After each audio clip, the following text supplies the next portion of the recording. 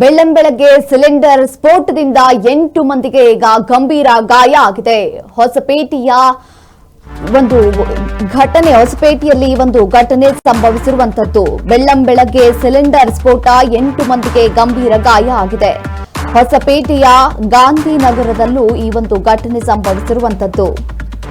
ಹೊಸಪೇಟೆಯ ಗಾಂಧಿಗಾನೂರಿನಲ್ಲಿ ಈ ಒಂದು ಘಟನೆ ಸಂಭವಿಸಿದೆ. ಮನೆಯಲ್ಲಿ ಮಲಗಿದ್ದಂತಹ 8 ಮಂದಿಗೆ ಗಾಯ ಆಗಿರುವಂತದ್ದು. ಇಬ್ಬರ ಸ್ಥಿತಿ ಚಿಂತಾಜನಕವಾಗಿದೆ. ಗಾಯಾಳುಗಳ ಸ್ಥಳೀಯರ ಆಸ್ಪತ್ರೆಗೆ ಈಗ ದಾಖಲು ಮಾಡಲಾಗಿದೆ. ಗಾಯಾಳುಗಳನ್ನ ಸ್ಥಳೀಯ ಆಸ್ಪತ್ರೆಗೆ ದಾಖಲು ಮಾಡಿ ರವಾನೆ ಮಾಡಿ ಅಲ್ಲಿ ಚಿಕಿತ್ಸೆಯನ್ನ ನೀಡಲಾಗ್ತಾ ಇದೆ. ಸ್ಥಳಕ್ಕೆ ಅಗ್ನಿಶಾಮಕ ದಳ ಭೇಟಿ ನೀಡಿ ಪರಿಶೀಲನೆಯನ್ನ ನಡೆಸಿದ್ದಾರೆ. ಬೆಳ್ಳಂಬೆಳಗ್ಗೆ ಸಿಲಿಂಡರ್ ಸ್ಫೋಟ ಆದ ಪರಿಣಾಮ 8 ಮಂದಿ ಈಗ ಗಂಭೀರ ಗಾಯ ಆಗಿರುವಂತದ್ದು.